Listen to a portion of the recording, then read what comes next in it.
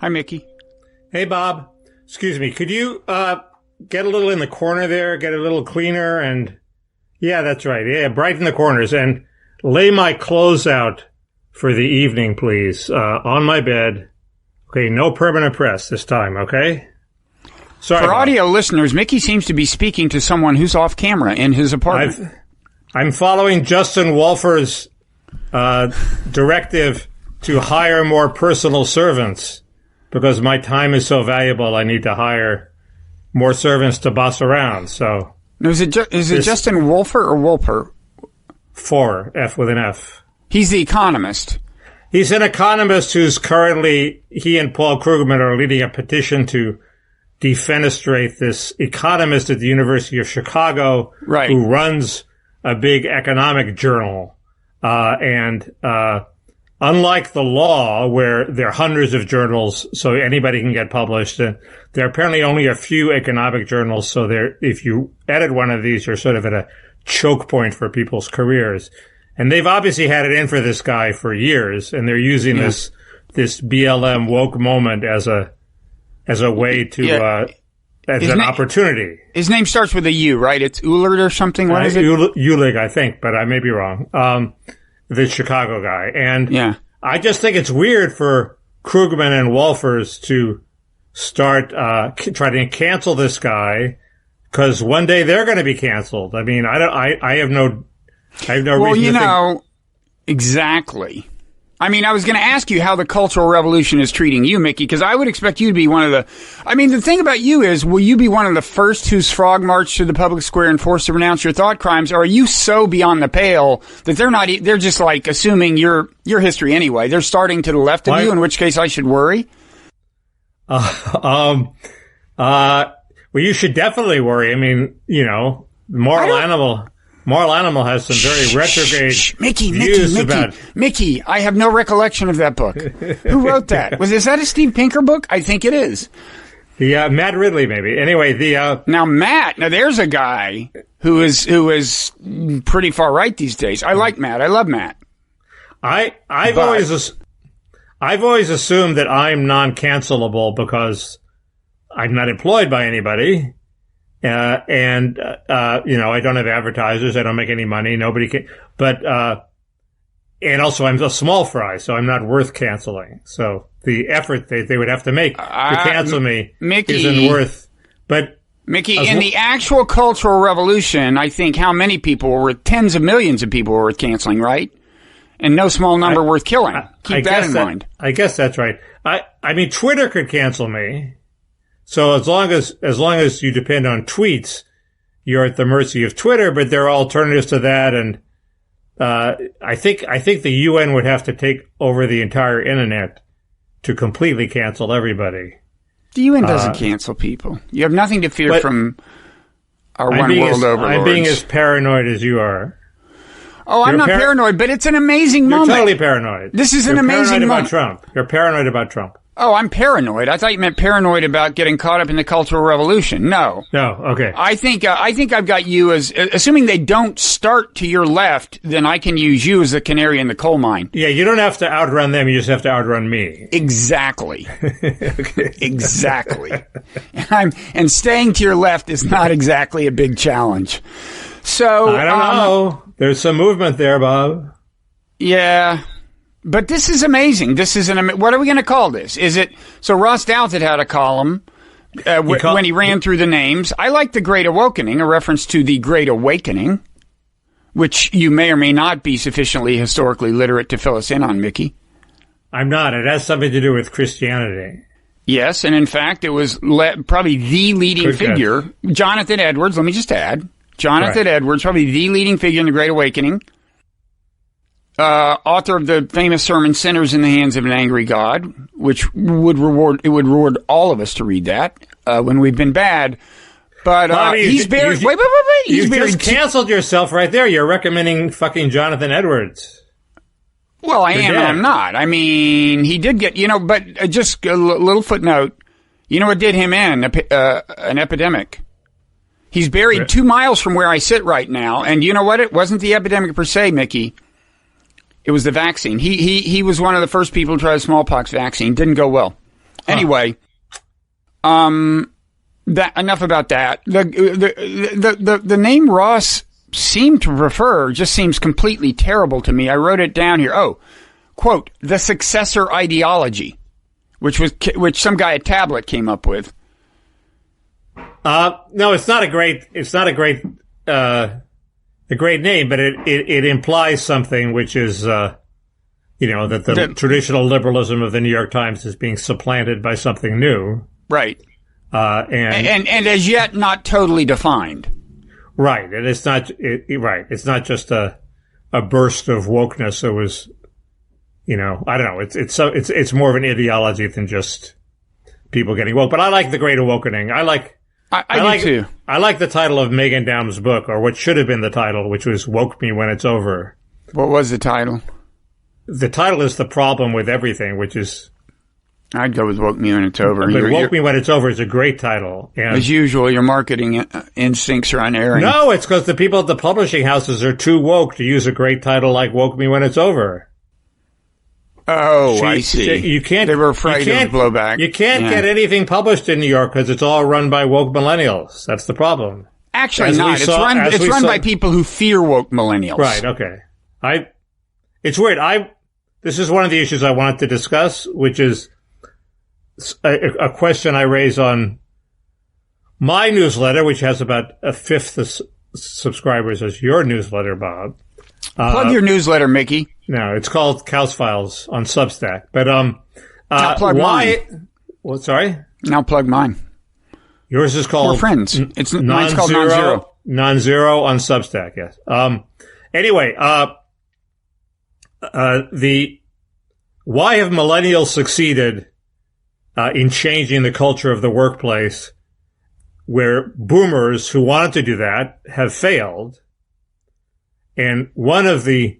Wait, what did we want to do? What was our aspiration? Well, the idea was that women in power are going to be more compassionate and less macho, and we were more egalitarian, and we were going to eliminate racism in the workplace. Well, there are a lot more women in the workplace. More egalitarian pay scales, and instead we became hedge funders. I mean... Okay, but things have changed. Totally things have changed in the workplace.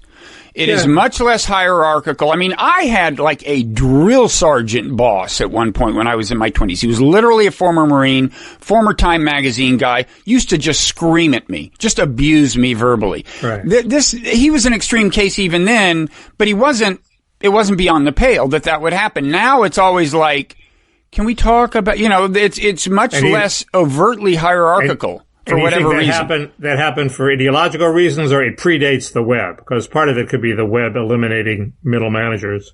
Well, and it could be, things like workers increasingly find it increasingly easy to communicate with one another. I mean, most of this happened before Slack, but Slack is an extreme... Slack is clearly a weapon of mass destruction. How American capitalism let that thing out of the box, I don't know. I mean, really?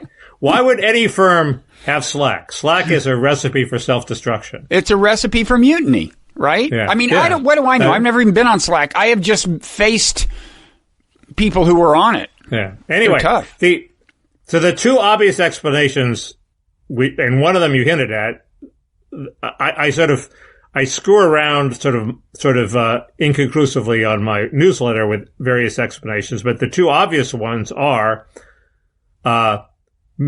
boomers have to try to face down the greatest generation, your drill sergeant guy, and the millennials only have to face down the wimpy boomers, who were pushovers compared to your drill sergeant guy. So that's number one. Number two is, of course, the gatekeepers can't keep the gates anymore because of the web and the internet. And, if the insurgent mutineers are, first they can communicate with each other, but also if they're frustrated, they can go around your drill sergeant boss and create panic in the outer world and gin up a campaign against you.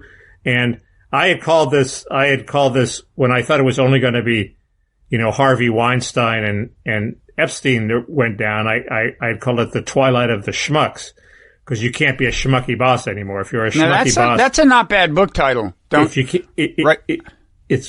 not as good as Woke Me When It's Over, but it's okay. I got in trouble for putting the word schmucks on the cover of New Republic when I was acting editor. Because you didn't realize it meant penis. I didn't either. No, but hey, well, it doesn't mean penis in English, Mickey. You look up the English definition. The word penis is part of the Yiddish etymology. Well, the New Republic is an English language magazine. I mean, I took full account of Marty's, let's say, emphasis on the welfare of Israel, but it was an English language magazine, and I did not think I deserved the blowback I got from him from putting Frank Rich on Hollywood Schmucks at the top of the magazine. He gave you grief for that? A little, yeah, a little. Right. Yeah, he called me. I mean, but he wasn't that bad. And Leon, oh, never mind. The virtue of Marty Peretz is you never have to worry that he's secretly angry at you. No, he's in many ways. If he's angry at you, you will know about it. You will know. If you don't know about it, you're fine. And he took the passive out of passive aggressive. As opposed to a boss like Kay Graham, who was very reluctant to criticize her inferiors, so they lived in constant terror that she was secretly mad at them. It was a much worse situation than a boss who just lets it out right away. Right. Anyway, so should we just flesh out? Those are the two reasons why the millennials are so successful and we boomers failed, I think. But I think a couple of things. I think we should maybe just establish the magnitude of what we're talking about here. I mean, among the things that have happened in various realms as a result of the protests are, okay, HBO Max took Gone with the Wind off. The TV show Cops has been canceled, which is interesting because when I used to watch Cops, half the time I'd empathize with the criminals. But anyway, because they'd be like these guys, they had a broken taillight and the cops stop them and they've got drugs. They were like victimless crimes half the time. Anyway, it's interesting to me that show's been canceled. Merriam-Webster is apparently going to change its definition of racism to make the systemic aspect of racism part of the actual definition so that there will be no such thing as non-systemic racism if what I read on Twitter is true, which of course it's usually not. But anyway, NASCAR is not going to let Confederate flags in NASCAR, stadiums at NASCAR events. They're no longer going to refer to the two disc drives as master and slave. Hey, Mickey, this is the kind of thing that makes you the first victim of the Cultural Revolution is when you start laughing at things like this. I'm taking it very seriously. And I actually am. I do not purport to know what it's like to not be white. So I am just listing these things without comment. Microsoft, IBM, and Amazon are doing something or other with their facial recognition technology because it apparently is ethnically biased. There's just a ton of this guy. Did you see this guy who worked at some small data analysis firm? And on Twitter, that was a pretty horrible example. He accurately characterized the results of a study by a political scientist at Princeton who himself identifies as black. And who would he would have no complaints about what the guy said about his study. This was a study that Ross Douthat cited, I think, in an earlier column about why riots can be counterproductive. It was data about how protests that do and don't turn violent have different political implications, and the ones that don't turn violent are better for Democrats. May or may not be right, but this poor guy, just accurately characterizes it. And then some guy who I guess is I think is black, but in any event, chimes in on Twitter and complains that it's somehow racially insensitive and says, hey, and then at that point, he name checks the guy's boss, which supposedly you're not supposed to do, right? That's bad form. And he says, I've gotten in trouble for it. And he just tweets to the boss, come for your boy, meaning the guy he's criticized, and the boss duly fires the guy.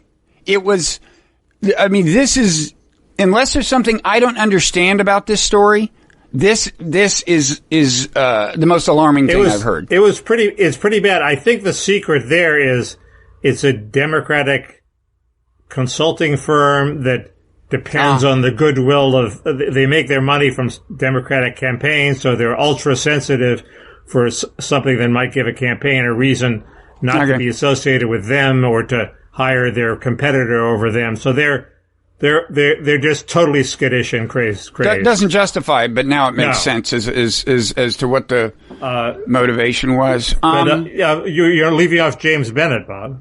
Well, James Bennet, can we now? I mean, so when we spoke last week, we referred to the controversy surrounding him, but he had not been fired, and that happened on Sunday. Can we now refer to him as the first victim of? No, we're not using the term cultural revolution. We'll leave that to Steve Bannon, who, by the way, actually had his indicted billionaire patron, Miles Guo, who was trying to avoid extradition to China, on to explain how this is exactly like the actual Chinese Revolution. He had him on his podcast. Well, he would know. But we're not using that term. But if we were, would we say that James Bennet is the first victim of the Cultural Revolution? Probably not, but he's the most prominent victim of this wave of the revolution. I think well, that's what I mean. If we were calling this thing, technically he quit and was not fired. I forgot. He resigned. He wants to spend more time with his yes. I cling to that distinction. because you've been resigned several times. No, the last one I did quit, but there is a distinction. They let him save face. And if we don't know what their internal discussions were, for all we know, he saw the writing on the wall and quit before they fired him. Why would you do that? I mean, I don't even understand why people insist on calling it resignation. Because every time every person who has said, except for Jack Schaefer, who was laid off and made no bones about it and landed on its feet, everybody who says, I'm not going to lie, I was fired, they all end up worse. Somehow the stigma sticks to it. It's one of those words that depletes your serotonin as soon as you say it. I was fired. You immediately think less of yourself. It just never pays to say I was fired. Unless you're Jack Schaefer. Gabriel Snyder. But he wasn't even fired. Do you know who Gabriel Snyder is? He did that. He said I was fired. He did that. From Gawker and then got a job as editor of Atlantic's The Wired, and then got a job as editor of The New Republic. So there. And where is he now? He got fired again. But he has surfaced recently writing something incredibly woke and disturbing. Well, I hope we shouldn't get. There's two Gabriels. I don't want to mix them up. Jonathan. Anyway. But what is going on? What is? I mean, I think this is really big. And successor ideology is a good term in the sense that I don't totally understand exactly. I mean, I have directions I'd like to see it head that are different in some ways from the direction it's headed in so far, and I can talk about those. But what do you like? Don't you agree this is like big and could be some kind of crossroads thing? I agree. It depends do the vast bulk of millennials actually believe this, or only a small vanguard of noisy intellectuals. That's what I haven't figured. And they have managed to intimidate corporate America, and there is this phenomenon, which is probably the third reason driving it, which is that woke makes money. If you're a polarized pro BLM person, apparently corporate America has decided that's how they're going to make money. And then the question is, are we really, if this thing really takes over mainstream institutions, will we see sort of an underground of conservative institutions? Like this hat I was wearing earlier is let me see that. It's the hat of Gab.com. What is Gab.com? Gab.com that's pathetic. They're the alternative to Twitter. They're the free speech alternative to Twitter. Well, but what is the slogan on the hat? What does it say? It says, make speech free again. Oh. But, I'll even put on the hat. But, I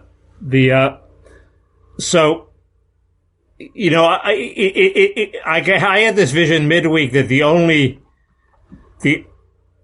only people telling the truth, once, opinions in the New York Times are censored, and then certain stories are undercovered because they're politically incorrect, and then maybe even facts are suppressed because they're politically incorrect, and maybe even facts are misreported, as they in fact were in the New York Times last week, because they're politically incorrect.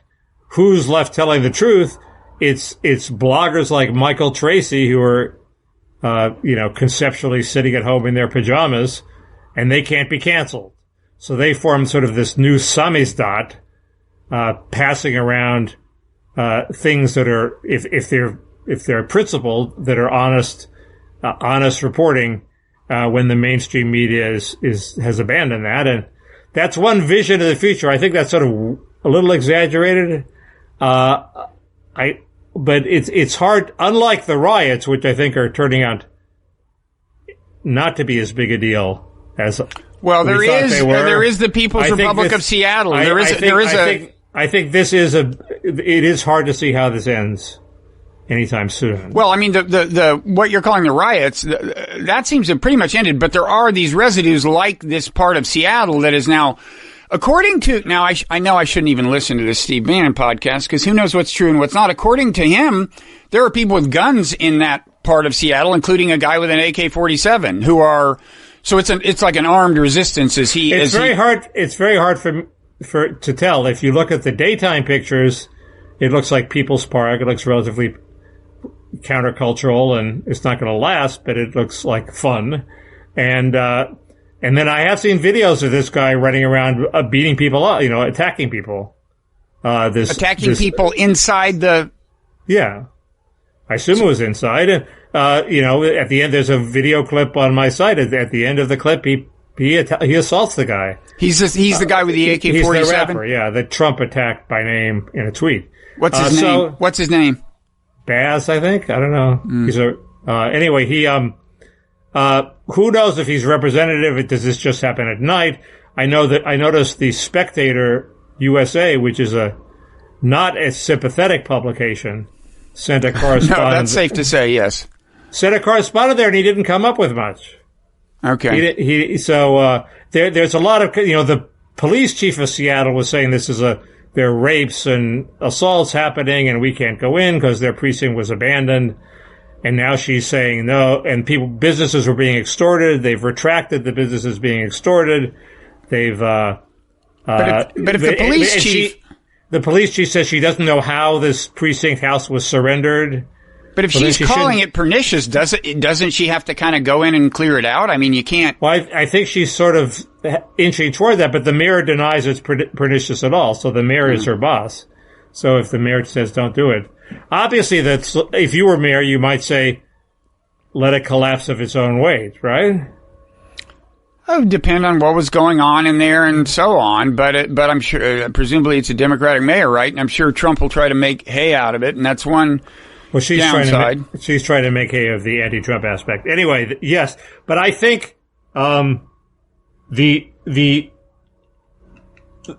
whole movement is certainly less frightening. I was frightened by the violence. It's certainly less frightening than it was last week, and I think it's also, even with the nonviolence, it's less big a deal than it was last week. It's being co-opted by various reform plans, which I think are probably a good thing for police procedures. I don't think there's a huge support for defunding the police. Mm-hmm. Some data came out on that today. The among blacks, 29% support, 49% oppose, and with whites, it's an even bigger margin. So this is one of the two criticisms I had of your very good essay in... Oh, you read it. Nonzero, and my friends read it. That was what was shocking. Is that right? Yeah. It got some play, and it got some... It was... And it got some Facebook play, which is good because it means readers of the newsletter are putting it on Facebook because we don't do that. We just use Twitter.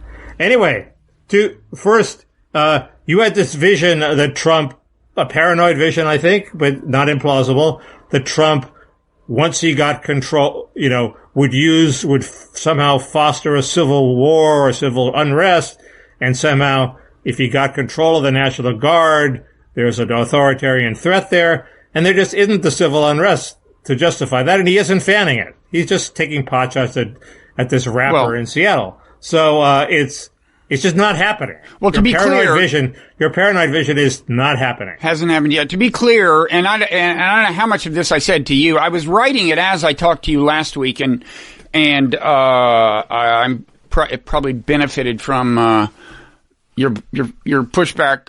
But what I said at the time, and I wrote it at kind of the height of the thing. I mean, it's easy to say now this whole thing is past. What I said was there are several alarming signs of actual violent conflict between groups of Trump supporters and groups of Trump opponents, and there were.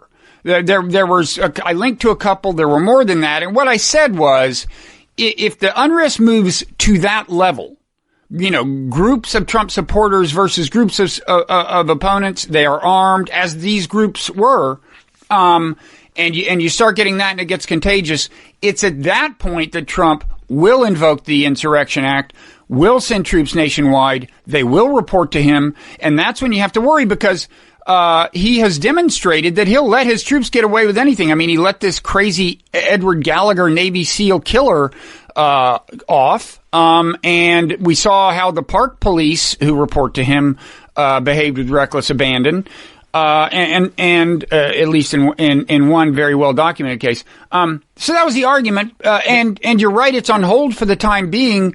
But honestly, and look, I hope we get to the election without violence at that level. But I don't think you can count on it. I think it's a real threat. There are three arguments against it. One is he's never defied a court order. He's never said justice. I'm not saying he would. He's never said justice so-and-so has issued his. Well, that was the fear when he was running for office. Everybody said Trump is different. If the Supreme Court tells him to do something, he won't obey it. He's been totally obedient. Yeah, but that's not my scenario. I distanced myself from the conventional fear of Trump authoritarianism scenario. No, because if what you say happens, there will at some point, and he gets out of line, there will be a court order getting him back in line. This is key, Mickey. This is key. If there is enough of a sense of threat, whether it's threat of domestic instability or foreign attack, the Supreme Court may do anything. Ask the Japanese Americans who were locked up during World War II. If the sense of threat is extreme enough, you can kiss your civil liberties goodbye, and America has shown that. And it's true. It's true in any country. That's true, but this is not Pearl Harbor. Not yet. That's my point. But if there's actual civil war, okay? And the thing about the Trump era is it's no longer crazy to think that there's at least a 2% chance that you could have that kind of unrest. One can always concoct a scenario that ends in civil war and deprivation you of rights. You couldn't plausibly do it 10, 20, 30 years ago. It's more plausible than it was before. Of course, they made movies about it. What about The Siege? Done by one of Marty's proteges, I believe. Anyway, it's yes, it's moved from 0.1% to 1% probability. Fine. The second thing is Trump evinces, you have this sort of easy formulation where Trump before Trump wasn't a fascist because he's incompetent, but the impulse is there. And no, the reason Trump wasn't a fascist wasn't just because he was incompetent. It's because he has never evinced the desire to follow through on this impulse. In other words, he talks a lot about, I'm going to take over this state, I'm going to take over that state. He never actually takes over the state, as Ross Douthat wrote in the column. He's like a guy who talks about sex all the time, but doesn't really want to have sex. It's not he's too incompetent to have sex. He lacks the actual desire. See, I have a different interpretation. I'm agnostic on whether he really wants to realize the aspiration, but what's clear to me is that he lacks the discipline and planning, and self-control. Well, that too. And vision to do it. Because you're right that he keeps saying he'll do it and then not. That's because every day he gets seized by a different impulse. The unifying theme is he wants attention, but the thing that will get him attention changes from day to day, and he does whatever it is. So he can't pursue any plan coherently. So even if he was scheming to take over the country, that wouldn't work. It's going to have to kind of come to him in the sense of civil unrest that triggers his kind of authoritarian instinct, and then it gets worse and worse and worse. He doesn't have it's not that he has no desire to follow through on these transitory Twitter impulses. It's not just that he doesn't have the planning. I agree. He's not Cyrus. He's not competent enough to be dictator of the world. but he doesn't even have the desire to follow through on tweets proclaiming he's going to be dictator of the world. Okay, so that's your take. We can link to the piece. The name, if people want to Google it, was The True Trump Nightmare is finally upon us. Slightly melodramatic, but you got it. It's tough to sell free newsletters. Got to get sensationalistic every once in a while. So we shouldn't pass over this great awakening too lightly, Mickey. This is big. What I want you to tell me, and by the way, this is not the first time, right? Like, I think the scale is larger, but, after the riots of the 60s, starting with the Watts riots, a number of norms changed. I mean, the NAACP had been pushing CBS for years to quit running reruns of Amos and Andy. Have you ever seen it? Do you remember Amos and Andy? The show about two black guys that cast them in very stereotypical fashion. And I remember it from my childhood. I remember watching it in the early 60s, but then in 66, CBS quit distributing it in the wake of the unrest. And there were a bunch of changes in nomenclature. It was the word Negro went out of that. People decided that was not right. It was black. And then for a while it was Afro-American, which, by the way, had the virtue of being something you say faster than you can say African-American, saved a couple of syllables. I'm not saying we should return to the past, the days of yore when we used the term Afro-American. But, anyway, there were changes, along a number of fronts. So there's precedent for this, but I don't totally understand what motivates this degree of, rapid compliance, right? I guess they just all want to get ahead of the curve, right? I guess Paramount thinks they're going to start protesting us, they're going to start picketing us for running cops, or they're going to start, trying to shame us on social media. Get it out of the way, make it a one-day story. That's the stand. That's why, But I don't think people have started complaining yet. I mean, I that's what I mean. So much of this seems preemptive. Hollywood is pretty woke. But I just listed everything from tech companies to dictionaries. Right. But we were talking about Paramount. But yes, no, they have PR departments, and the PR departments say, let's get this behind us. Let's have a preemptive strike, and we have the precedent of the Me Too movement, and this is just sort of an Me Too too. It's a see. I don't see it that way. The widespread defenestration of people in power did not happen in the 60s. I don't think. It's interesting that you connected to Me Too so closely. I guess Me Too is kind of a forerunner, but I mean, my take on Me Too is, the change had to happen. The rules had to change, and it's kind of. It's maybe bad. Some people got caught up at least somewhat unfairly in the change. I think quite a few people did. Well, yeah and no. I mean, look, it's like read Emily Yoffe's stories. Well, let's take an example we're both familiar with, Leon Wieseltier. We were with him at the New Republic. I honestly, I don't remember people complaining about it. I remember a lot of complaints about Leon. Half of them came from me. But I mean, this particular kind of complaint, I don't really remember. But what I want to say is, if somebody had brought it to my attention or to anybody's attention, what he's now alleged to have done, they would have said, well, what do you want me to do about it? And call the police? It just wasn't, in those days, the behavior was not considered. It was considered creepy. You would raise eyebrows, but it wasn't. This is an uncomfortable topic for me, and if hitting on the interns is a crime, it's probably not one I should condemn. Well, depends on how you hit, I guess. But the stuff that was talked about was not. I didn't see that when I was there. I certainly had. Well, that's what I mean, because it wasn't so exceptional. On the other hand, when you look at what the situation has been for women in the workplace, the rules. Let me just finish. The rules had to change. It's too bad that maybe that some people didn't get due process. That is safe to say at a minimum. But life is hard. But I'm not sure I see that as so continuous with this as you do.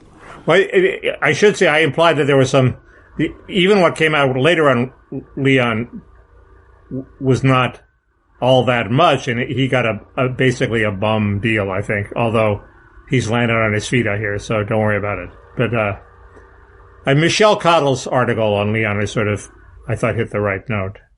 Well, it did, although it raised... Well, maybe there's an answer to the question. That had a bunch of stuff that I didn't know about, but it wasn't that bad. It wasn't... and she said that. Well... So. Yeah, and it was kind of... one question raised by it was, wait a second, if she knew about all this stuff, why doesn't she get condemned? Whereas males who knew about it get condemned. But have males who knew, were we condemned? I literally did not know. I didn't hear anything.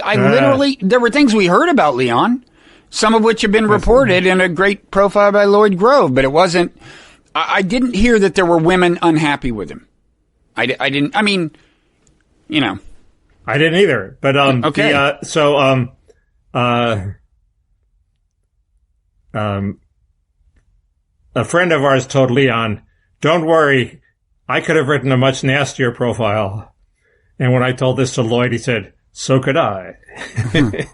But there wasn't, that's all just joking. Okay,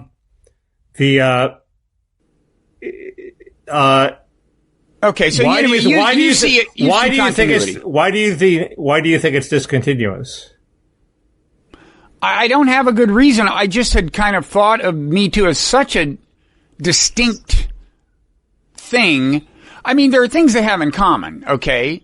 Women, a number of women in the workplace, and specifically in journalism, had long felt that they were in a bad spot because when there were creepy, powerful men, they had to either resist and pay a career price or not resist or whatever. It was a bad situation.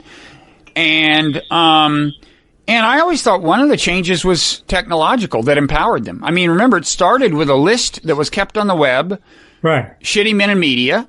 Women from all over could contribute to it. And that was played a big role in carrying this beyond kind of Harvey Weinstein.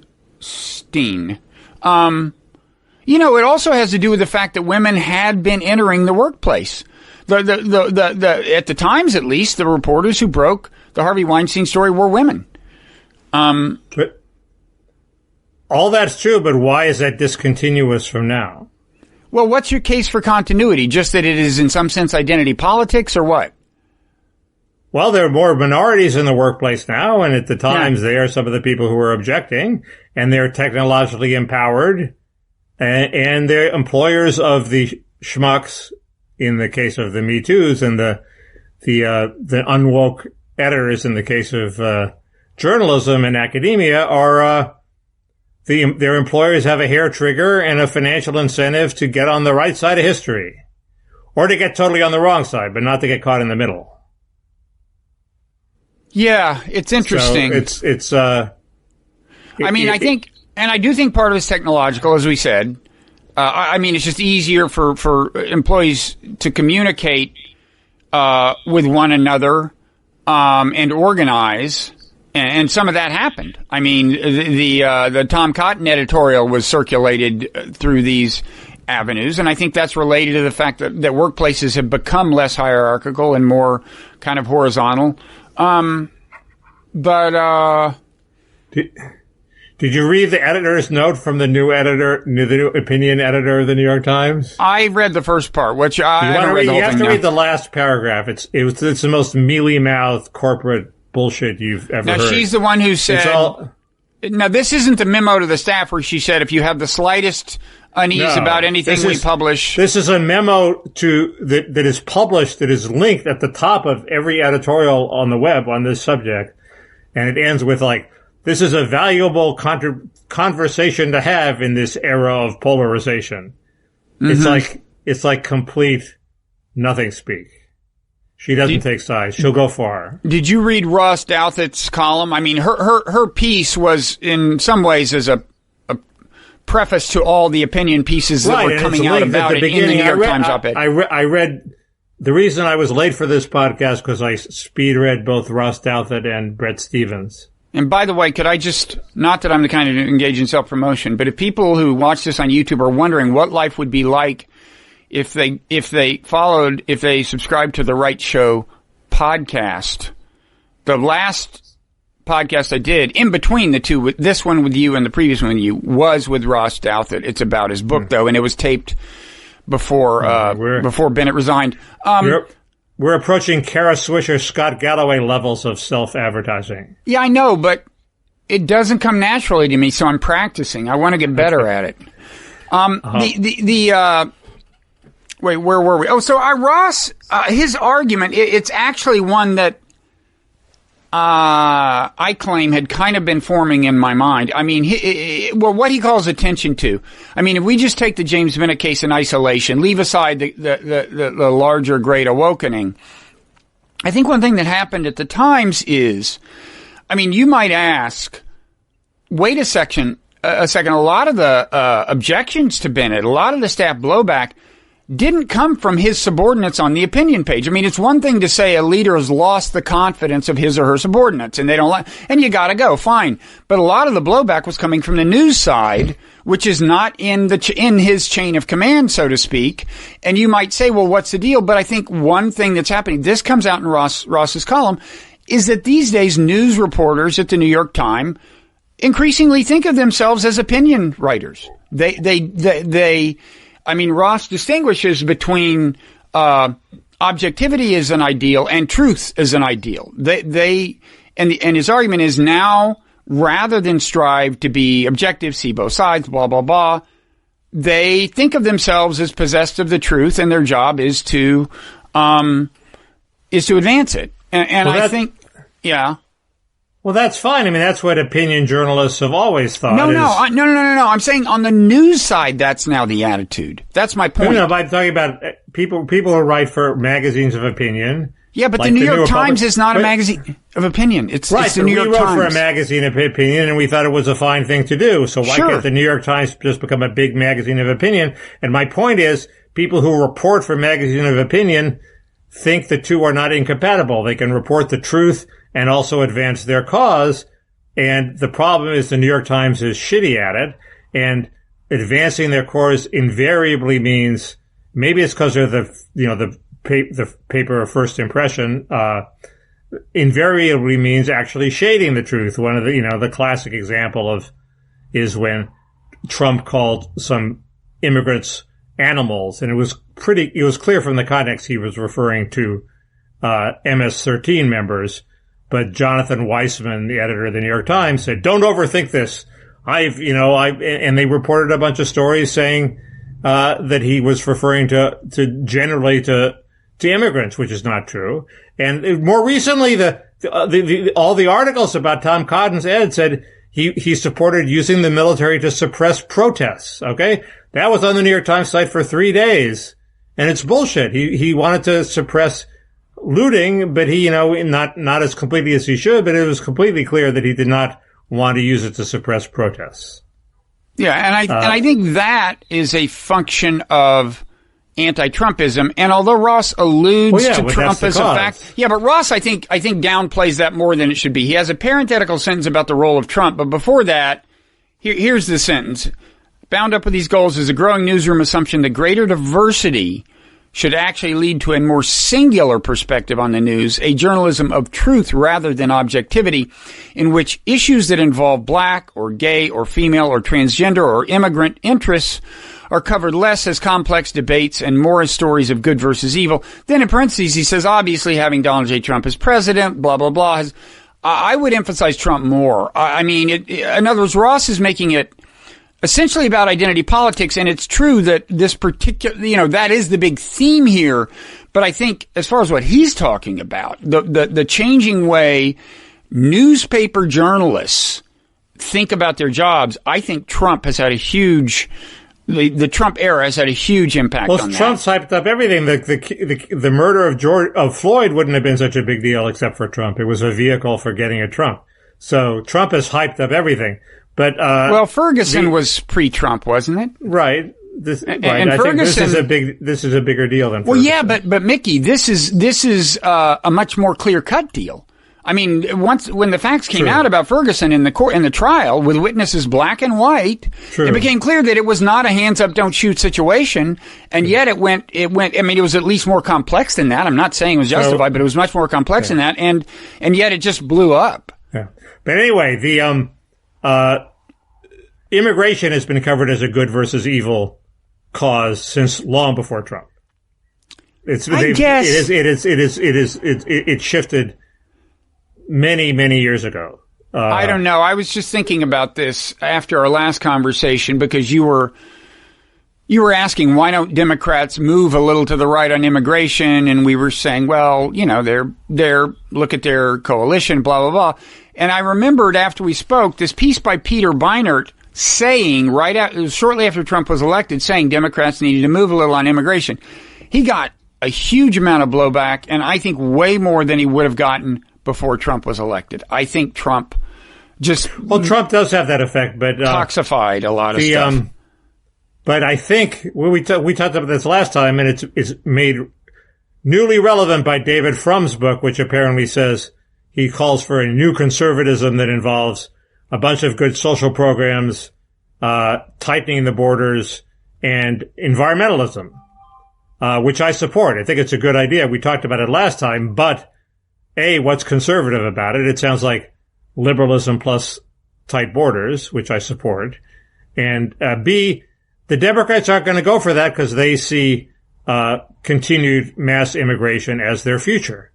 Rightly so. That's the problem with Frum, and the problem with, why Beinart got so much shit is partly because maybe for reasons they don't quite understand or make explicit, Democrats became totally committed to more immigration because they were told that that was the tide of history that was going to carry them to permanent dominance. That's the John Judas Rui Teixeira thesis, kind of, at least implicitly. Well, and the Ron Brownstein coalition of the ascendant thesis. And it's obviously true if you let in enough people from Latin America where there's a tradition of being way to the left of America. America's going to be way to the left of where it is now. I mean, that's, maybe 30 years it'll change, but for now, that's what's going to happen. So obviously they're sort of right. Even though Judas has backed off that thesis. So, what do you think is going to come of this? Like, politically, it seems to me. I mean, you add up all these things that I mentioned and things like them, like taking movies off of HBO and changing dictionary definitions and changing terminology and doing this and that. They're not nothing, and they may be very important as norm shifters, but in terms of actual policy, ideological shift in the sense of policies that are championed by the Democratic Party, for example. Do you see much actually changing? I mean, the Democrats from the beginning were wisely backing off of the phrasing defund the police. Now, it's a good question. Go ahead.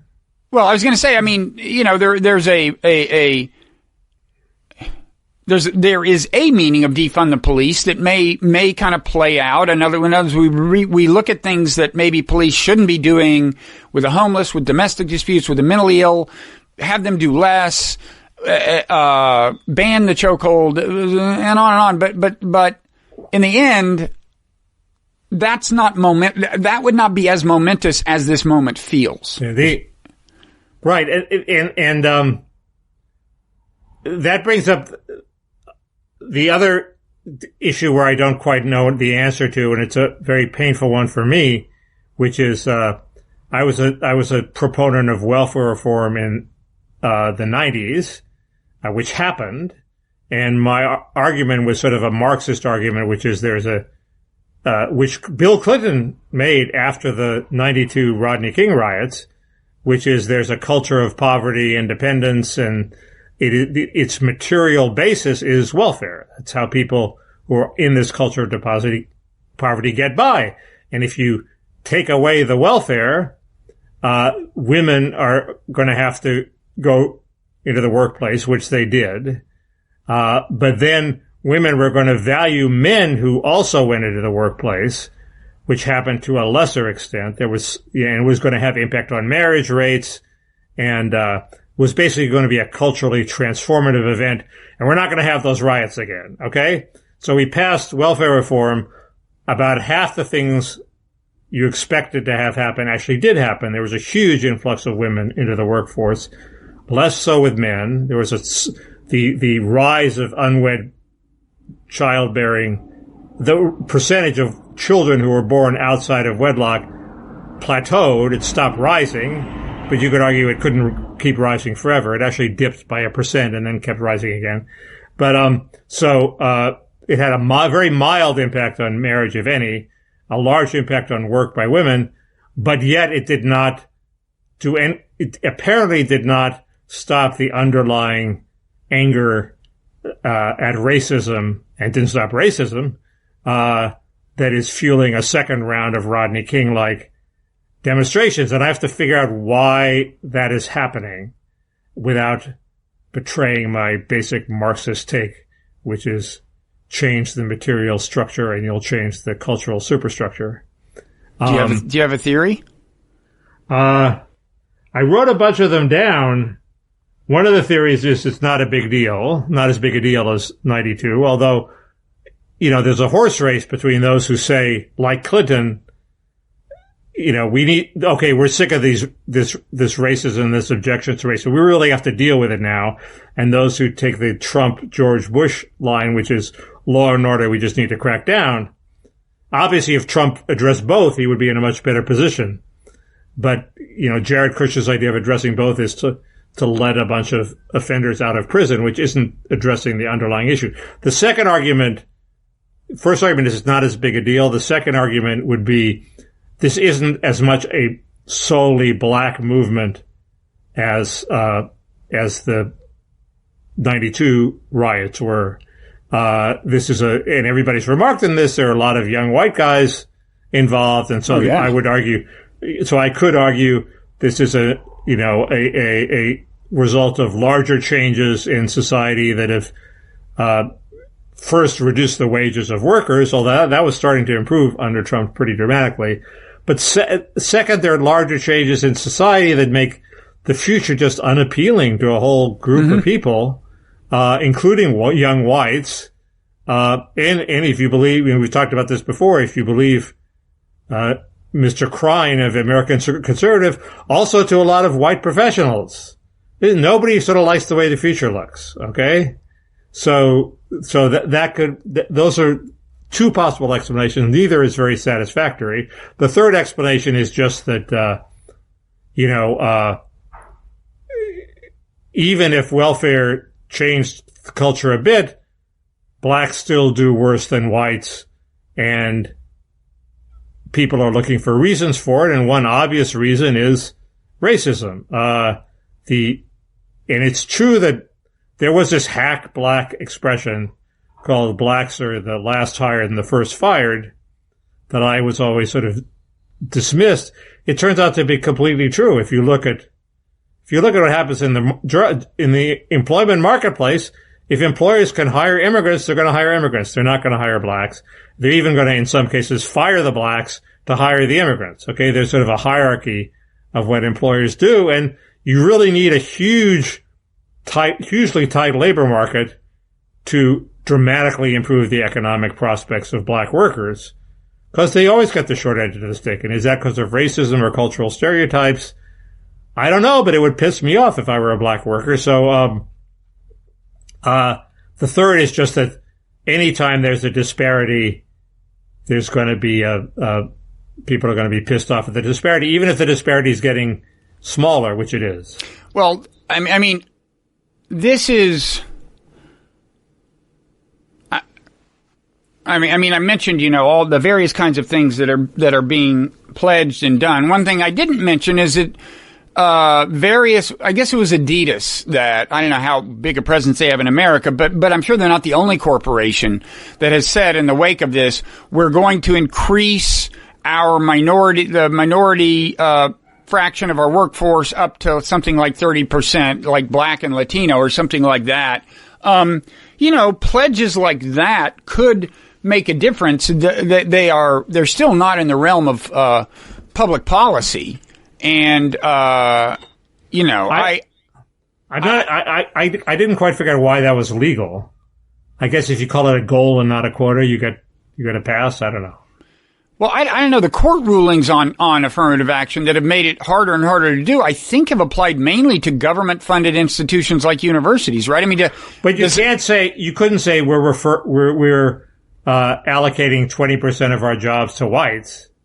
So why could you say it for blacks? I mean, it's clearly, if it's explicit, just be the court hasn't yet ruled. If it's explicit, it's racial discrimination.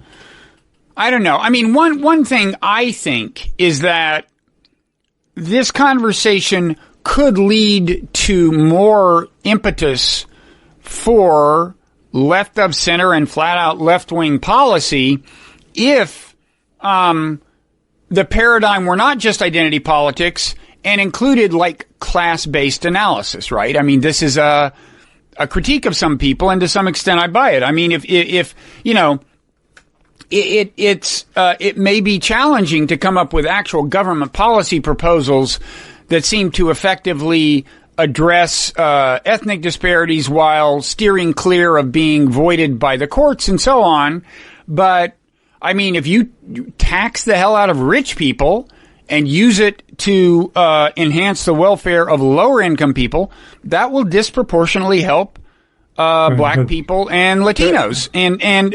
But it seems to me there's very little focus on that right now because the paradigm is so overwhelmingly one of identity politics. The tragedy is that a tight labor market does most of this work organically in a way that nobody can deny. The employer wants work, so he has to overcome his racism and hire blacks. That was all happening until the pandemic hit, and then this hit. It's as if history conspired against good things happening. Whether or not it was Trump's fault, I don't think it largely was, but it was certainly in part, and it probably would have continued under President Biden.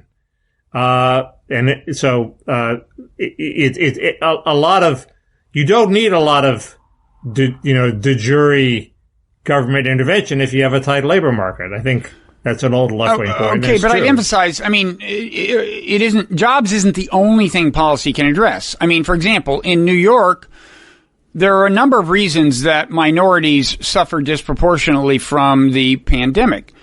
One of them is that they have to use public transportation and the subways are a complete mess. And you've got in Manhattan, I ride the subways whenever I'm in New York. And as you know, it is fairly often the case that a subway pulls up and you're like, I don't know if I can physically fit on that thing. It's like sardines. And if you do fit on it, they're talking about six feet now from people. If you do get on the subway, you'll have 5 people within 2.5 feet of you. And I thought the mass, we've talked about this, the mass transit theory has taken some hits recently. By what actual data? Tokyo, it doesn't seem to be spreading. But Mickey, there was everybody wears a mask and they don't talk. Exactly. Mickey, but they do cram in. Also, in terms of death rate, the U.S. has 10 times the obesity rate of Japan. There are also issues in terms of how vulnerable their population is to actually dying from the disease. I think this is just actual spread of the disease, not dying. Anyway, but let me just say one more thing. I mean, Manhattan, have you been to Manhattan lately? You've seen these skinny condo towers? Yeah. That are popping up everywhere just because of the way the air rights situation works. Yeah. And people pay first of all, do you agree that they don't look that great? But leaving the aesthetics aside, people pay. They look, the slivers, or what do they call them? The slivers. Some of them look good, some of them don't. They look very precarious, and I wouldn't want to be anywhere near them. It'd be fine with me if they toppled and killed. I'm kidding, but they're full of these ridiculously rich people. Probably a third of the money that pays for the condos has some connection to money laundering. In any event, I just say tax the hell out of them. Put a huge sales tax on really expensive condos. I mean, Manhattan is full of super rich people, and they don't use the subways, and the subways are a complete disaster. And there are all kinds of things like that. Infrastructure things. And by the way, infrastructure projects create jobs. I'm just saying, if I would encourage my woke brethren to just think about like old fashioned tax the rich, help lower income people policy. It's like use this moment to do something that will be more enduring than, I don't think you'll get much of an argument. The argument will start when you talk about using it to give no strings attached cash welfare, which, as you know, has had a huge resurgence. Well, you'll argue with it, but I don't. I'm not even talking about that. What? I was in favor of that during the pandemic because the government was telling people you can't work, so we can't expect people to work. If the government tells you can work, they should just give people a guaranteed income and say come back in 3 or 4 months. Sure, that's fine. That would have been simpler than what they did. No, my only problem with it was that it went to people who didn't need it. Everybody should have to work, I think. I realize I'm on the losing side of this argument, but I mean, if jobs exist, but the other problem, the jobs don't exist, the government should provide the jobs. Well, now you're getting closer to, yes, we're getting closer to agreement. The government should do something, but it isn't just a matter of whether you have a job or not. It's like, what do they pay? I mean, I don't think we should put up with a society in which income inequality grows without bound. Anyway, so what else? I mean, have we talked about? Do you have a view on statues? Gladstone. They toppled the statue of Gladstone because his father owned slaves. Do you think that's going? That's ridiculous. But if there's actual statue of Robert E. Lee or a Confederate general, or using the Confederate flag, I'm amazed that people got away with that for as long as they did. I think I've said, I was sort of like always thinking, why don't the blacks get pissed off by this? And they finally did. And I think you should say, okay, you're right. We'll put the statues in a museum. We'll stop flying the Confederate flag. Obviously, some people will, but, officially we won't do that. And that's fine. But let's, don't go berserk and start, blaming people for their parents. And there's one abolitionist whose statue they defaced because they figured if they have a statue of him, he must be a slave owner, and he wasn't. So yes, and I think you could also do things that overcome sins, like Churchill had a lot of sins, but he more than made up for them. He fought fascism. I was surprised to find that at some point in the past, I don't know when, but years and years ago, I guess, the arch rival of my high school, I went to Douglas MacArthur High School. I went to 2 public schools that were named after Douglas MacArthur, by the way. In such esteem is he held in Texas. But that aside, our arch rival was Robert E. Lee. And if you'll just permit one more digression, if you're curious as to who made the 2 free throws in 1975 that sealed the defeat of our arch rival Robert E. Lee, I could fill you in on that. Apparently you have no interest, so never mind. But anyway, they had changed. I mean, the name is still Lee, but now they dropped the Robert E. part and came up with some acronym that LEE, like learning education or something. That's happening all over the country. It's great. But I think more of these high schools should be named after Barbara Lee. Sometimes they're renamed after a different Lee. They just name them after a different Lee. Barbara Lee was an anti-war congresswoman? Yeah, she's like, I think, the one person just who voted, one of the very few people who voted against the Iraq War, right? Isn't that because she's a crazy left-winger? All the more reason to name many schools after her. Anyway, so I'm not gonna. I think conservatives should beat a controlled retreat on statues. Trump is not doing that. What do you think in general about the way he's, and also what about his his theory about the guy in Buffalo, the 75-year-old guy?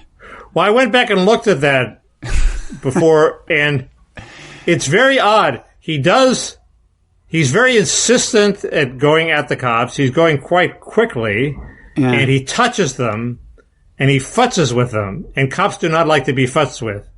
Okay? And the guy shoves him, and he doesn't shove him that hard, but the guy topples in the way you fall when you're faking a foul in basketball. Oh my God, I've been hit, okay? But then he causes huge injury to himself. Which brings us back to the 1975 game between, oh, never mind. But it causes this huge injury. So maybe it's a mystery, but like many, Mickey, I'm going to give you a chance to walk this back, man. Look, no, you're going to convict that guy of the cop of some horrible assault. He shouldn't do that for a guy that old. If the guy was 20 years old, it would be completely reasonable. Mickey, some of what you're saying, I said last time we talked. Okay. What I didn't say was, hey, it did look like he was faking it. Now, I will say, what was weird... The fall looked theatrical. Maybe it wasn't theatrical. It looked theatrical. The guy was bleeding from his ear after it. Now, you don't think he had some kind of capsule planted in his ear, do you? No, but that's what makes it implausible. Yeah, but if you fake a fall, your head doesn't snap back and make an audible noise when it hits the concrete. You keep your head from impacting the concrete. But nobody falls like that. You crumple. You protect yourself. You fold. You don't stay completely vertical. It was weird. I'm trying to keep you safe from the Cultural Revolution. There are people with torches outside your apartment right now. You're not helping. I'm a dead man already. Now let me say something about that. So, no, the thing you're missing though, I mean, I think Trump is nuts. Well, here's a question. Well, that's a different question. Well, but that's an interesting question. But first, let me say that the other thing about that video is, if you're Trump and want to fan the flames of this conspiracy theory, the guy's holding a smartphone. You didn't see that in his right hand he's holding a smartphone. I didn't know what it was. And I think it's a smartphone, but if you kind of use your imagination, you can imagine that he's scanning the cops with it, like moving it over their bodies or something, because that's part of the conspiracy theory, right? He was like trying to steal some electronic code. But I couldn't figure out what the hell he was doing. He didn't seem to be. He did move it, I think, from one cop to the other, but it didn't look like he was scanning, and that's... I don't know. Why would he want to scan 2 cops out of 100? I mean, it makes no sense at all.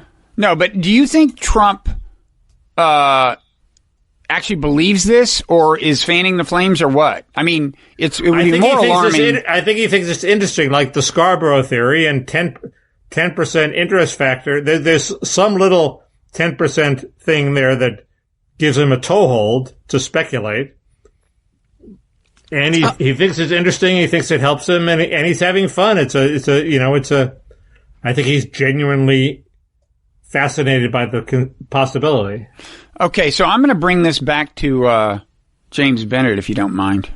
I mean, this is something I was thinking about talking about. Like, sure. So last week I said, like, if you look at that video, it seems to me, I mean, what happened was the cops had just been ordered to do the sweep. They had probably warned people over a loudspeaker, we're going to sweep the plaza. The cops were walking together in a line in unison. They had just started walking and to sweep the place. The guy runs up, and, you know, obviously if you're a cop, you don't want to get stymied at this point. You're trying to do a sweep.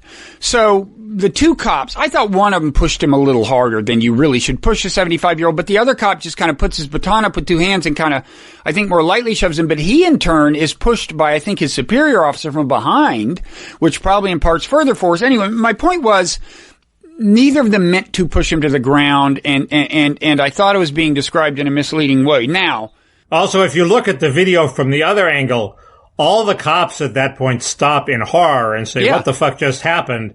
And they're all very concerned, actually. And the cop with the baton gets down to help him.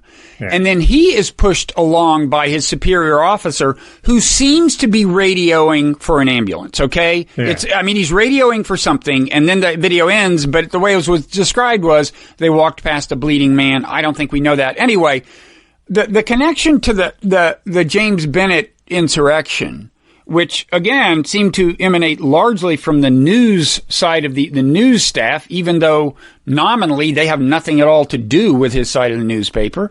And I was listening to our favorite podcast, The Daily, and it was about the cops and the protests. And as usual, Michael Barbaro is interviewing a Times reporter. I think her name was Allie Watkins, and it was not, I mean, as much trouble as we gave him last time we talked about this, and as much as in some ways I don't like the podcast, it was kind of illuminating. I learned something about how things escalated with the police in New York. But anyway, then she describes this Buffalo thing.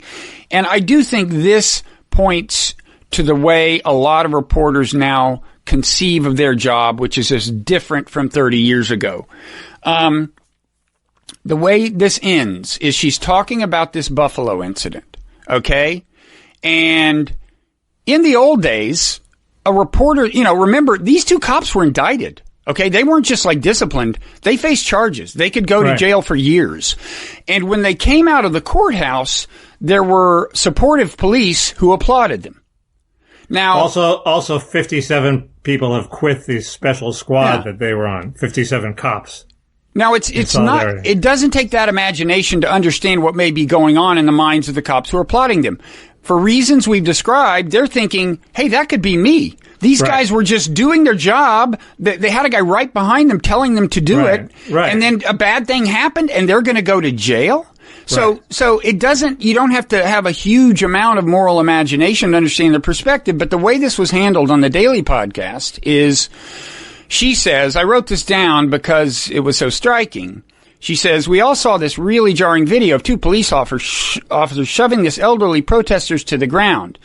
And then she says, and even despite so many people seeing this video and the public backlash, those two officers walked out of court. This woman's a straight news reporter, okay? She's covering this stuff. Okay, and she says, even despite so many people seeing this video and the public backlash, those two officers walked out of court after being charged, and there were dozens of fellow officers outside applauding them.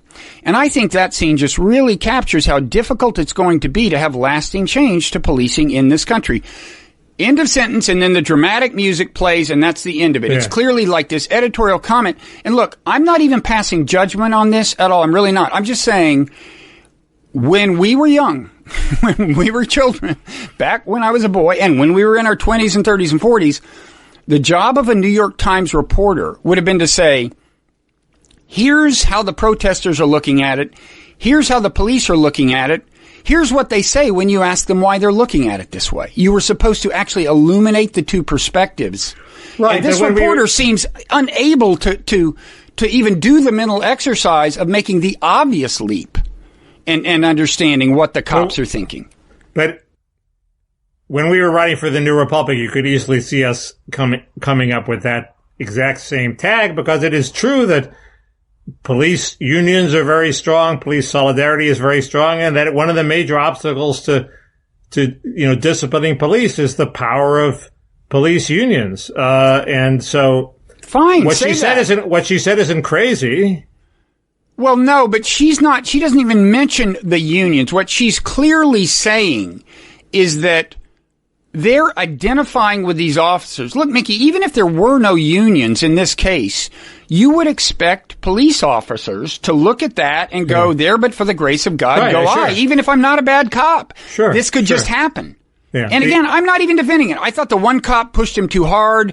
The other cop, it's not so clear from the video, but it's just definitely not clear that this is some kind of malicious, thing. And I'm just saying that, she's not even talking about, she's just saying she is aghast that the cops could not see this the way she's seeing it. That's what I think. The trend you're describing is completely true. It's been happening for decades. I claim ever since Pinch Sulzberger took over the Times, you could see it happening. He sort of gave people permission. That's the father of the current Sulzberger who fired. And the son, right. Yeah. His father was called Punch. He was called Pinch. He hated that nickname. I'm trying to come up with a nickname for the current guy, A.G. Sulzberger. I claim Pushover. You have a moose? It's a moose. I'm just showing you the moose. the Pinch Salzburger Memorial Moose. Okay, there you go.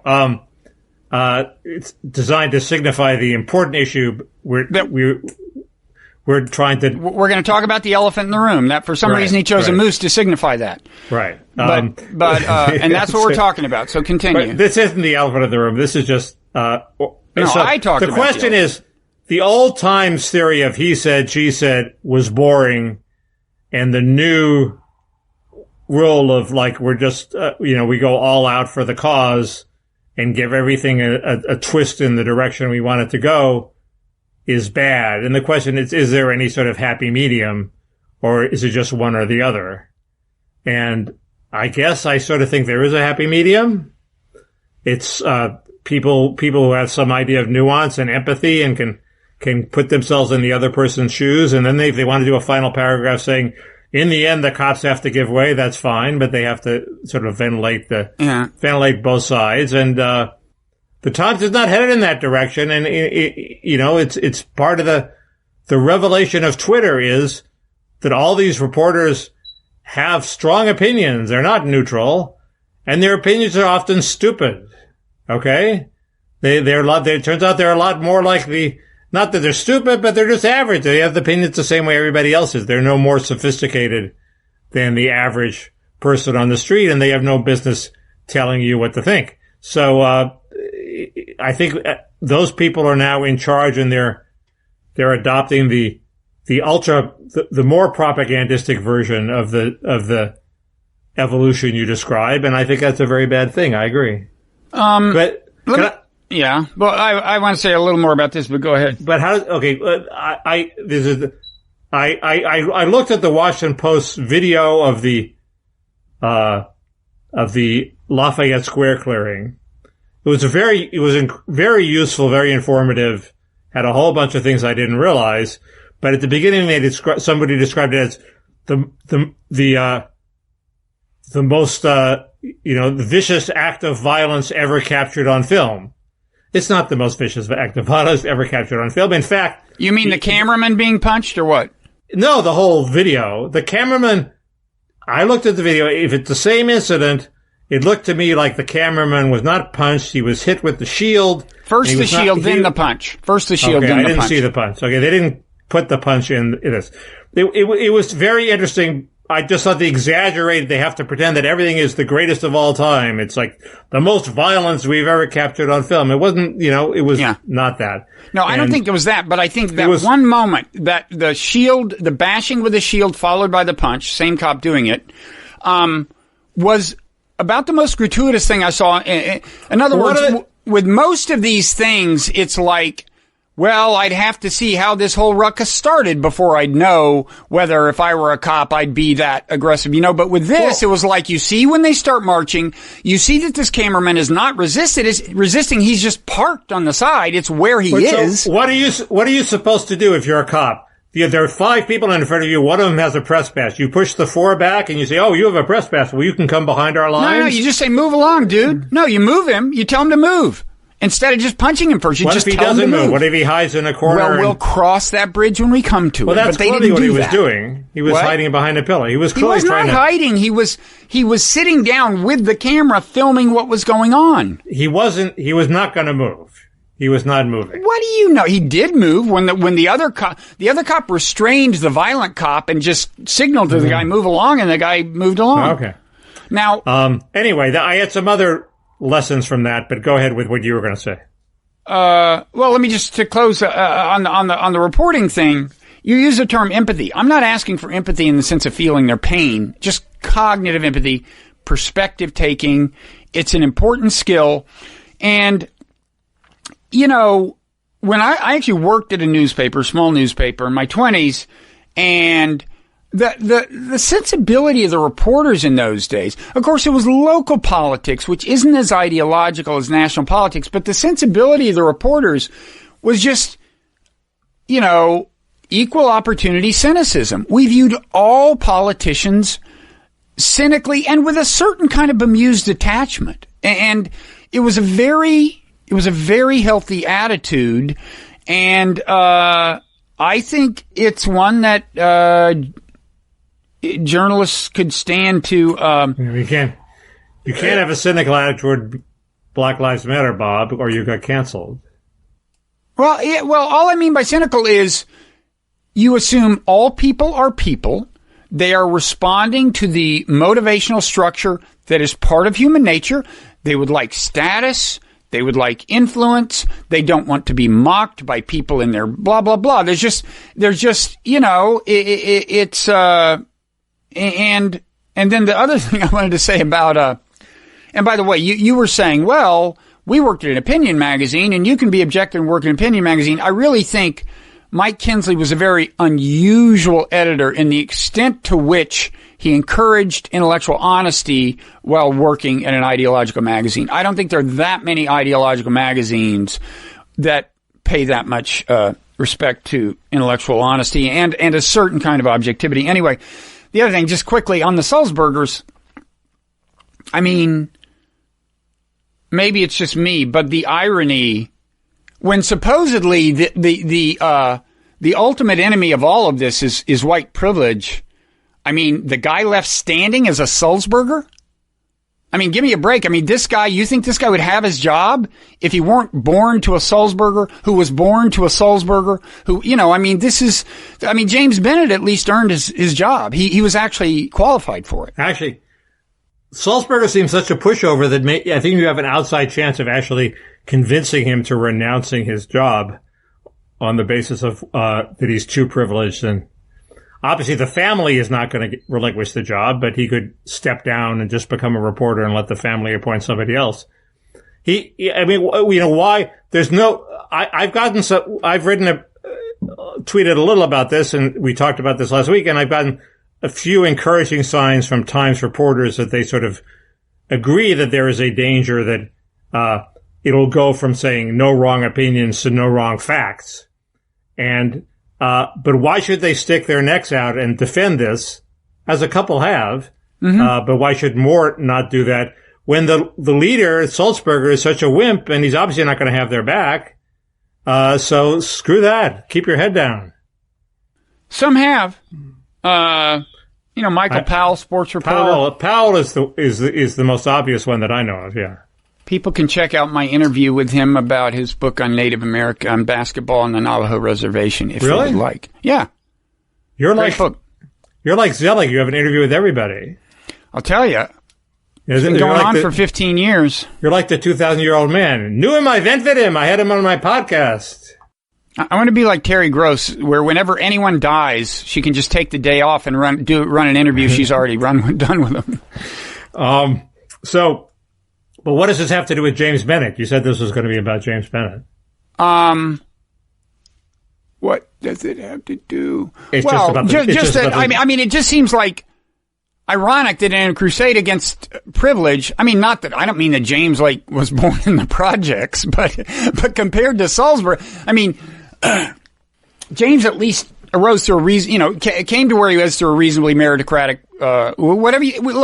anyone who has done well is in a certain sense the, beneficiary of privilege, but I'm just saying that the guy who fired him, is the epitome of pure privilege and nothing else.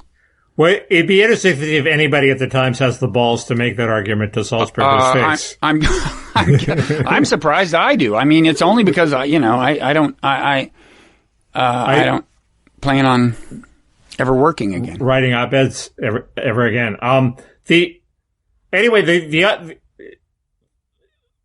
That video was interesting of the Lafayette Square. It taught me a couple things. One of which is the protesters were mainly nonviolent. They threw some stuff, but you got just from hearing what they were saying in the background, they were not the violent people who had been there the night before, were not the people that were there that afternoon. So that the left is right about that. On the other hand, I hadn't realized that the police had already taken Lafayette Square. Wasn't the square that was being cleared? No, the demonstrators were never in the square. They were on the street around the square. Well, then why were the park police doing it? Because the church is not in the square, it's across the street from the square. So they were expanding the perimeter to include the church, which basically just meant crossing the street for one building, okay? But you have to push away the crowd that was on the street next to the park. You have to push them and create access to the building. And in fact, they pushed them out a little bit. But it wasn't a big deal, okay? I don't quite understand why they couldn't just say, look, you could have, and they weren't trying to squash the demonstration. You know, a real Gestapo fascist, super unconstitutional First Amendment rights is, you're having this demonstration, we're going to disperse you and kill your demonstration. They weren't trying to do that. They just wanted to move them out like 100 feet in either direction. I don't quite understand why that. But they used rubber bullets with pepper spray. They shouldn't have done that. I agree. Well, okay, they did, though. So it was more like dispersing the thing. If you're in a demonstration and you can't breathe because of the gas, it seems a lot like they're trying to disperse the demonstration. But then they stopped. But yes, they shouldn't have used those things. But all I'm saying is I don't understand why this whole thing couldn't have been negotiated.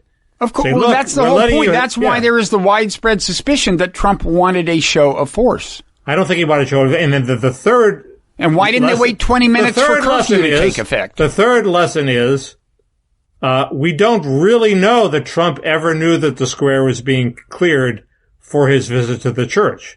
Because they were planning to clear it earlier in the day for stupid logistical reasons, including that so many officers had been injured the night before that they couldn't get enough officers. They had waited to clear this extra bit. And then at the last minute, they said, oh my God, Trump's coming out. We don't dare tell him that he has to postpone his walk to the church until the curfew, or we don't dare postpone the walk to the church. So we have to clear them out now. It was sort of a reaction of Barr mainly, but also of the cops.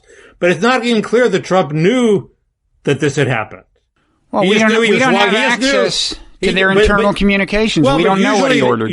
Right. But usually there's reporting. Or if this is a key fact, what did he know and when did he know it, that hasn't been reported in the press. Yeah, but this wouldn't be something he said like at a cabinet meeting. This would be something he said to Barr. I mean, I just think we'll never know. Well, right, but...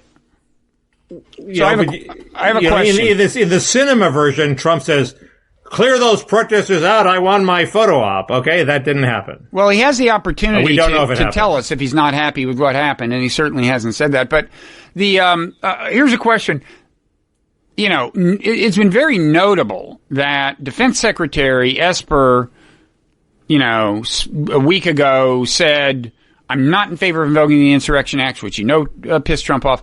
More recently, Milley, first of all, kind of leaked that he didn't know that he was part of this photo op, but really notably, within the last couple of days, of course, he just said, I shouldn't have done that. It was a mistake. We should keep a clear line between military and domestic politics. That pissed Trump off. My question is, these are really notable things. And do you think to some extent this reflects their perception that Trump is at this point a sinking ship? Yes. And the annoying thing is the way they always, when they do this, they always sort of go whole hog for the anti-Trump line. It's sort of incoherent to say the military can't be involved in politics because the military was involved in desegregating schools. That was politics. It was a perfectly appropriate role for them to play. You can argue that this is inappropriate, but you can't argue. You can't argue that there's a bright line here that we're hewing. No, Milley could have said, "Look, this was what he's sort of trying to avoid, I guess, is to say, look, this was a stupid use of military force, which it was, and I shouldn't have let myself be involved in this stupid use of military force." Instead, he has to say all uses of military force are wrong. Well, he didn't say that. He didn't say that. He said military should not be involved in politics. Well, I think it was a little vaguer than that. And I think what he's thinking is, first of all, we were not talking. One thing he was referring to is the fact. I think one thing's going on in his head is like, look, the president you're engaging in this show of force with is this creepy guy who's shown us time and time again he has no respect for various norms. Now, Mickey, your view is he doesn't, for whatever reason, have the wherewithal to actually become Mussolini. Fine. No, I said he doesn't have the impulse. Contempt for he doesn't have the drive to become. He doesn't have principles. the drive to become Mussolini. You compare him to Eisenhower. I happened to hear the part of the speech Eisenhower gave when he explained why he was sending the troops to Arkansas. it was a thing of beauty. It really was. Because, Arkansas, Eisenhower himself, I don't think he supported the desegregation ruling in his heart. I think he was against desegregation. But he did exactly what a president should do, which is he came out and he explained why. And he didn't say whether he supported it or not. He just said, my duty is to enforce the law. It is so much more eloquent and principled than anything I believe Trump has said since becoming president. That and this is one reason these people are distancing themselves from Trump. It's not just because, it's because of who is president. It's a creepy, dangerous guy. But look at it another way. They had a debate over whether to invoke the Insurrection Act. Okay. Yep. Trump clearly had the power to invoke the Insurrection Act. There's a Supreme Court case that says he has the power. Mm-hmm. Whether the governor likes it or not. Okay. Some people supported it. Esper and other people opposed it. Trump sided with Esper. He did not invoke the Insurrection Act. Okay. And he actually wound up in a fairly reasonable position, which is you governors get it together, or else I'll invoke the Insurrection Act. And in fact, either the governors got it together or the looting and rioting went away. There's no question that he's not going to invoke the Insurrection Act now. So, all's well that ends well. He agreed with Esper. What's Esper so pissed off about? No, I don't think he agreed with him. I think arguably Esper helped create a political environment in which it wouldn't have been practical for Trump to invoke the act. Now, granted, the protest did die down shortly thereafter, so we may never know, but I think Esper actually made it harder for Trump to do and that was what Esper wanted to do. What by what? By standing up and saying, I'm the Secretary of Defense and I do not support invoking the Insurrection Act. That was long after the moment had passed to invoke the Insurrection Act. Oh, I don't think so. No. Things were still pretty wild. The moment passed within 8 hours of them making the decision. I think it was fluid up until a couple of days ago. That night was peaceful. I think I think it was fluid long thereafter, and I don't think it's over in the sense that I think just the general political situation is volatile enough. I mean, for example, we've apparently, as you said, as I said, I think we may have armed people, in the People's Republic of Seattle. Who knows what happened there?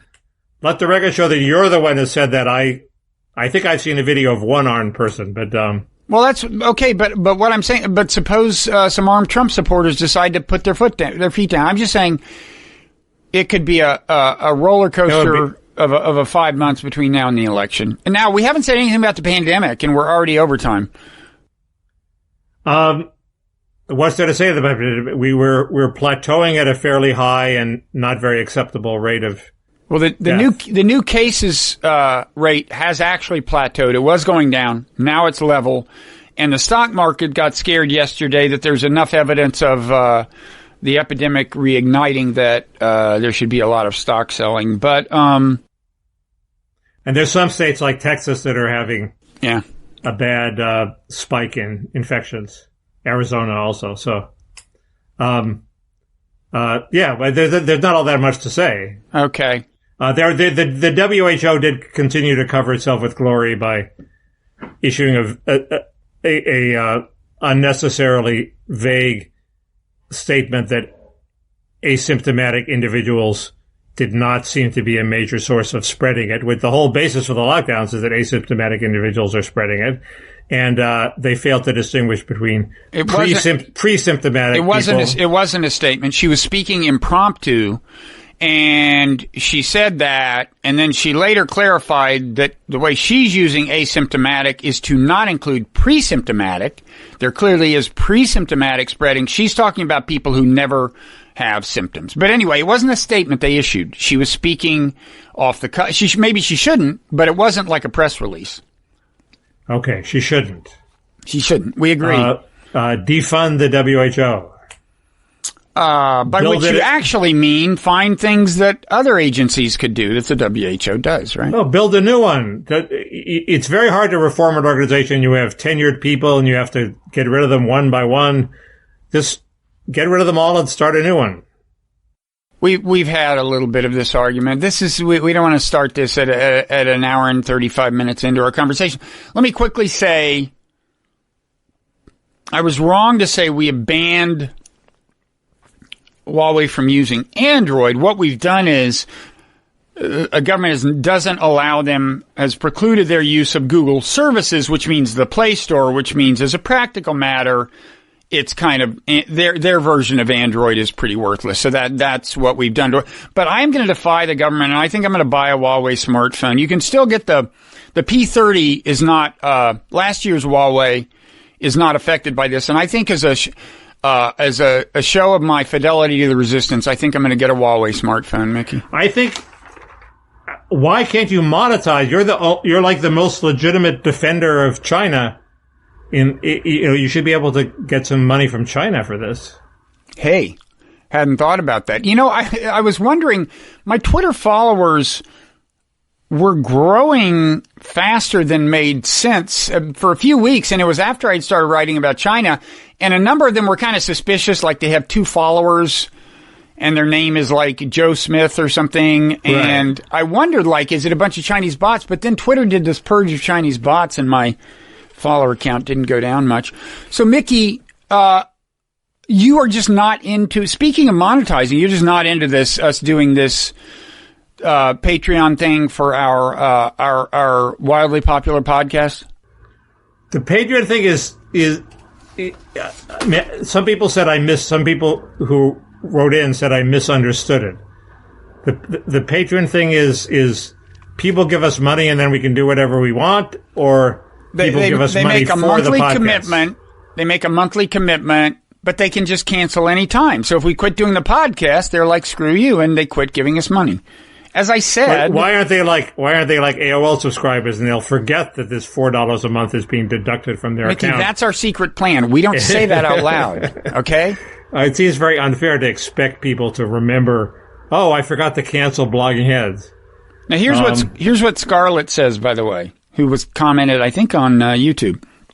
Set up the Patreon. I don't think I read this last week, did I? Set up the Patreon. People give money monthly. You produce weekly or monthly content. We realize Mickey has a fear of commitment, but Patreon isn't really much of a commitment, because if you want to stop doing it, you simply end it. Then people's cards are no longer billed. You could also have Zoom chats with your patrons. It's not mandatory, by the way, but Bill and Matt of DMZ are doing that, by the way. A podcast I recommend. How much money are we talking about here? Jillions. Okay, Scarlett goes on, I assume most of your clientele who would actually pay would be educated, respectful people. Here she may have erred. In any event, she goes on, another nice thing about Patreon is your viewers get a community. I'm a few years older than the 25-year-old. Yeah, so I mentioned the 25-year-old last time, so this must be a new one. I'm a few years older than the 25-year-old, but I'd pay also. So, she said, this is the thing I want to focus on. Patreon, nice thing about Patreon is your viewers get a community. So think about this as something we're doing for them, not something they're doing for us. I mean, yes, it involves us getting money. We're willing to bear that burden, but we're doing it so they can have a community. That's the worst possible way to put it. That means I owe something to a community that I didn't owe before. So I'm trapped by these webs of obligation to a bunch of people who I would love to, love to do things that they would be willing to pay for, but I don't want to feel trapped that I owe them because they paid me money. You're not trapped. You don't have to produce any exclusive to Patreon content, but we could every once in a while go even further than dissing the publisher of the New York Times. I mean, imagine what it's like when you and I are just talking alone. If we do that in public, imagine how wild it is. I think I actually went over the line a couple times in this. I think I may have gone over the line. But as I said, I'm not sure how much further I want to go. But no, the good news is that you will be claimed by the Cultural Revolution before I am. So I will, at that point, I will welcome our new woke overlords as soon as you go down in flames. I think I'm dragging you down with me, boy. There is that view. That's why I would like to at least make some money off of this before. So I just called you boy. Sorry about that. See, that's It's a good example of some. I'm not gonna go there. So, finally, thank you to those, last time at the end we said, hey, if anybody's still watching, click the like button on YouTube if you're watching on YouTube. I can tell by the number of likes that a number of people were still watching, and it made a difference. It brought more people to our, the YouTube thing, and so it's all getting better and better. It pleases the algorithm? Pleases the algorithm. Pleases us. Pleases us. We like to see likes. Pleasing the algorithm. And pleasing us. Gotta please the which algorithm. is ultimately about building community. I'm for social equality. It's not clear that I'm for community, but I guess community is okay. I would call it part of, almost entailed in the notion of social equality. Not really. So this is the point at which You'd be surprised. Which even before I click stop record, we start having second thoughts about whether we went too far, right? That's what my brain is doing. I think we should stop before. Okay, let's just do that privately. That's what people will pay for. Exactly. We'll have the second thoughts where we retract things. They'll have to pay to see us retract things. The endless neurotic recriminations. That'll be good. Yeah, what's that French term means top of the staircase? Esprit d'escalier. Precisely. Okay, do you have anything else you want to say? Nope. Okay, I guess we'll see you next time. Okay. See ya.